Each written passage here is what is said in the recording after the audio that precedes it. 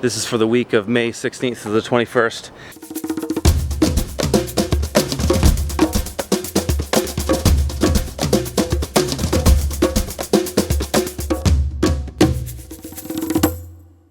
So it is Monday, and just to give you guys a little update of where the production on the farm is going, we're now starting to taper back our microgreens production, and that's pretty typical for this time of year because other field crops start to become available.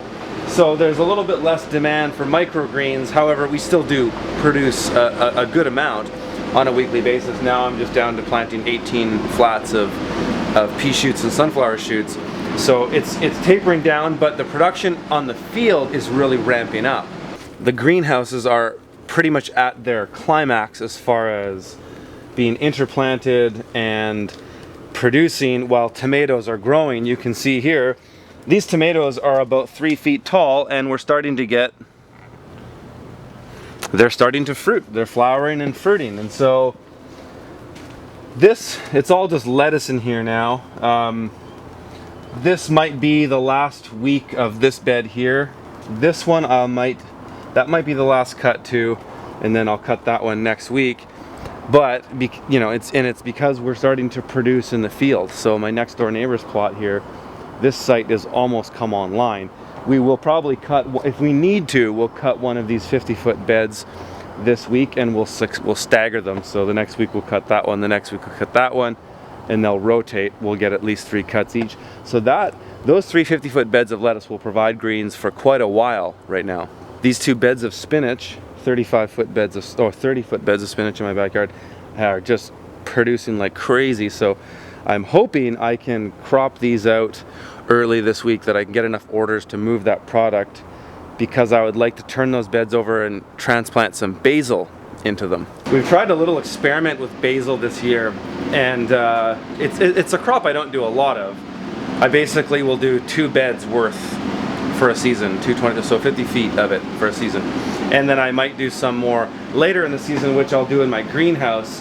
And this is what we're going to be putting into the ground maybe this week, probably next week. And we've potted them up just to keep them growing, so that by the time they go in the ground, they're very well established, and we'll be picking them a week or 2 later. And I've found a way, just through an accident, a way you can succession basil over a month or so, is you start a bunch in flats like we have here, and this has been sitting in this flat for a little while, and it does get a little bit root bound. Like, I can pull up my plug here. It's not that bad, but it's a bit root bound.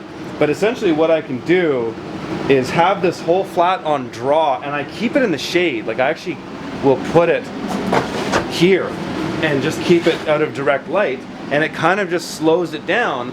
And now I can pot up another succession of something like these if I wanted to. So that would be a strategy for somebody who grows more basil. I don't grow that much basil, but sometimes you just have flats of stuff that just kick around in the greenhouse, and you keep them alive, and you discover these things. And that's what's been this case. But yeah, I mean, I could sell these I could sell that, grow it out a bit more, and you could sell that at $3 at a farmer's market. Some people do that. That's something we might do going into the winter, to sell like fresh herbs during the winter. Tuesday morning, and Monday we finished,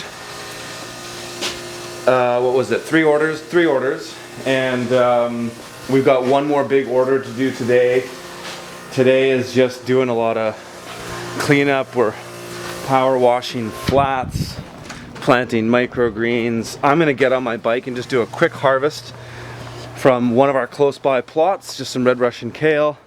The rest of everything we need today is in and around the home base, and I kind of set up my farm intentionally that way, so that at the beginning of the season and at the end of the season, or on the shoulder seasons, mostly everything is centralized to my home base, so I don't have to travel far.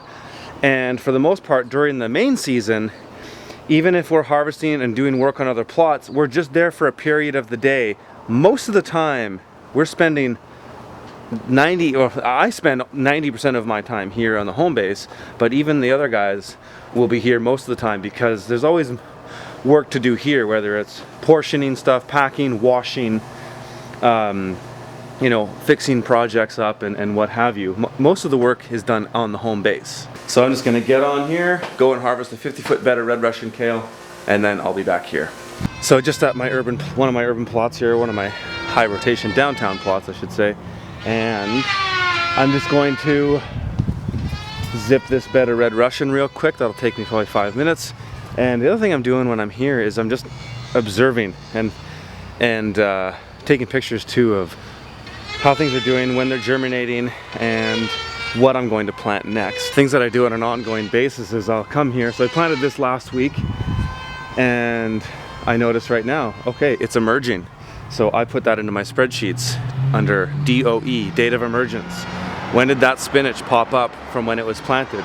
This is kind of information that I like to track because it helps me predict and get a better understanding of how things work in my bioregion. And it's something I would definitely advise for anybody who's starting out their farm, is track all your dates of emergence, all your dates of harvest, how many cuts you get from a bed, what was the yield.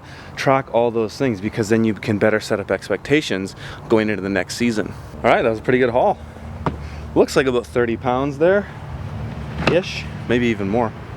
So that's a pretty good cut. And that's the first cut, so we'll cut that bed at least 2 more times, maybe 3 more times, maybe 4 more times. Sometimes I'm surprised on how prolific this crop is, especially when it's in the right kind of soil and right kind of conditions, which I'm still trying to figure out what are exactly. While I'm at this plot, I'm just checking up on how it's doing. This greenhouse is doing well. Tomatoes are doing great. This is Salanova, 1 cut, and then it's 1 more cut, then it's done. So that'll be 4 cuts out of those ones. And this spinach that was harvested on, what was it, Thursday or Wednesday or Thursday, it's already ready for a second cut. So we got lots of spinach this week, which is good news. Okay, so it is Wednesday morning and Tuesday blew by. We basically just did a lot of packing, finished up orders, and did some harvesting for our order that's being picked up today. And most of that work was done here. So there wasn't really anything too eventful there. And then we spent the last 2 hours of the day doing cleanup.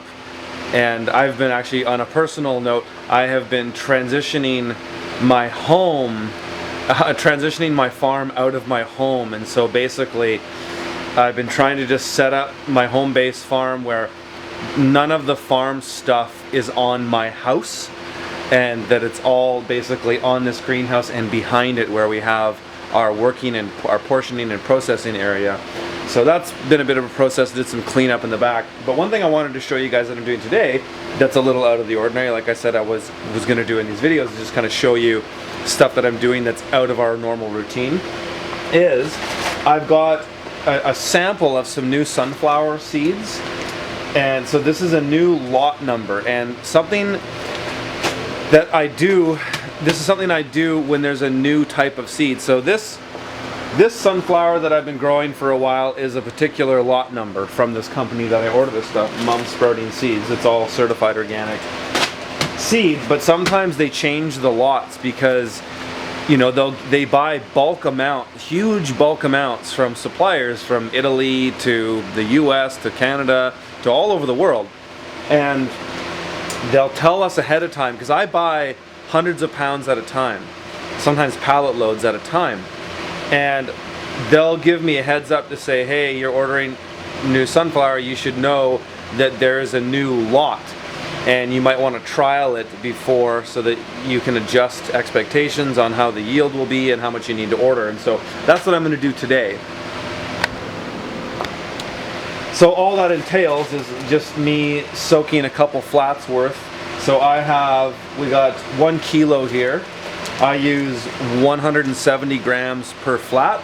So I'm just going to soak 2 flats worth in here. I'm going to do my sterilization with my food grade hydrogen peroxide and my vinegar. So I always sterilize my sunflower seeds before they get soaked, and so all I do is put in 20 milliliters of vinegar mixed with 20 milliliters of peroxide per 1 liter of water, and then that's a solution that these seeds will soak in for 10 minutes, and then I'll rinse and drain that out, and then I'll soak them for the day and then plant them in the evening or something. And so that's the process that I always do when I'm planting sunflower seeds. The reason for sterilizing them is that the hulls of sunflower seeds can often be coated with some kind of other bacteria. You know, what it might have been on the threshing equipment that they're using to package this seed. And sunflower is particularly more prone to fungus problems than other seeds like pea shoots. Pea shoots, I have never really had any major problems with fungus. Same with radish shoots here. I've never had problems with them. So it's the sunflower that I'm concerned with. But what I'm looking to get out of this trial that I'm doing right now is to see what my yield is per flat. If I'm getting what I expect, then I'll just order what I normally order. But if I'm getting less than I expect, I might have to order more seed and talk to them about what potential issues might be. And they usually will have a person there that is sort of a customer service person who is knowledgeable about planting, and they'll help you troubleshoot issues that you have, sort of tech support, if you will. And so that's what I'm looking to do right now. Mark just got back from harvesting these French breakfast radishes, and I just wanted to show you guys this because it's kind of a prime example of how our strategy with harvesting is always harvest when things are ready and when they're at their prime. And right now these radishes are an example of this because they're at the point right now where they're almost too big, but they haven't spoiled yet, and that's why we got them out of the ground. Normally we would try to just do all of our harvesting on Thursday, or most of it on Thursday if it was for Friday orders, but we didn't today because these were getting big and they needed to get out of the ground, because if they would have sat on the ground another day or two, they would have got pithy or woody. And sometimes if I can break this one open one-handed, I can show you. We're starting to get a little bit of it on these. The really big ones, they kind of hollow out, and it's not a nice product, and our customers don't like it. So these had to be taken out of the ground now, otherwise they would have been too mature. So that was the whole idea. I mean, we have a huge yield off a 50-foot bed. We've got, looks like about we got 5 over, well, these are about 25-pound cases, so we got 100 pounds of topped radish from a 50-foot bed. So it's about 200 bunches if you were to do half-pound bunches, which is the usual bunch size. So really good yield. Part of the reason is because they're almost getting too big, that's a big yield, but springtime often yields better radishes than in the summer. Same as the fall. The fall and the cooler seasons are often a better time for radish in general.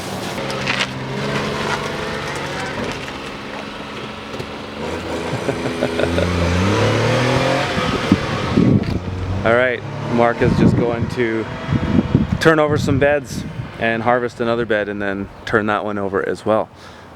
I'm back here doing some harvesting with the greens harvester. Mark was over here prepping some beds, and I came by just to take a look at these turnips just to see if we would have any for this week or next week. And again, I've discovered root maggot damage. So this is about 10 feet that I've harvested, and I've got probably the equivalent of half a case there, 3 pounds. So it's another almost 90% loss. So that sucks. But my thinking on it right now is we don't even necessarily have a place to sell these right now, but I just want to get them out of the ground because I don't want to foster that root maggot so it can develop more. I don't want to give it food, so we're just cropping them out. And I know, like, we'll probably only have like 2 cases out of this entire 50-foot bed, which sucks, but you know, I can move them. I'll just call a couple of my customers that always want them, and because we've been short the last couple weeks because of stuff like this, so I know I can move them. And so I'm thinking just get them out of the ground now, call it as a loss, turn this bed over right away, and then get something else in this ground right away that isn't prone to the root maggot damage.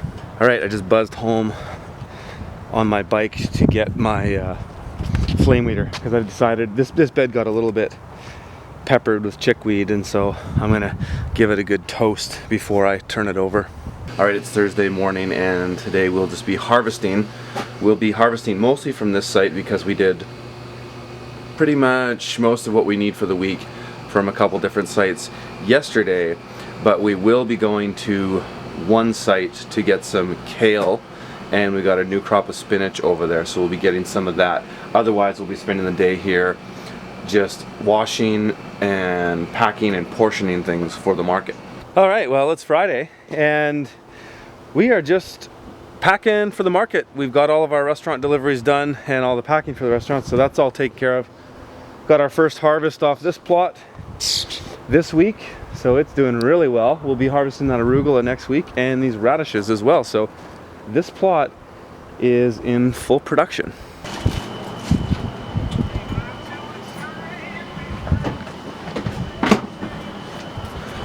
And I got a bunch of totes to wash. It's like doing the dishes. Use the power washer to get all that done, and then we've got some packing to market. We got some tomatoes this week. Maybe I'll take those to market with me tomorrow. All right, we are all done for the day. About 4 o'clock. Just finished the day doing a little bit of cleanup, tidying up some totes, put some stuff in the compost pile, and we're gonna shut her down. So that was a great week. We're pretty much just on stream with our regular production now, and so the rest of the season is going to be a lot of the same things week in week out. But again, I will keep you guys updated with things that we're doing that are out of the normal besides our packing and harvesting for our restaurant orders, and I'll keep giving you updates of when we're doing things and how we're doing things, so expect more of that.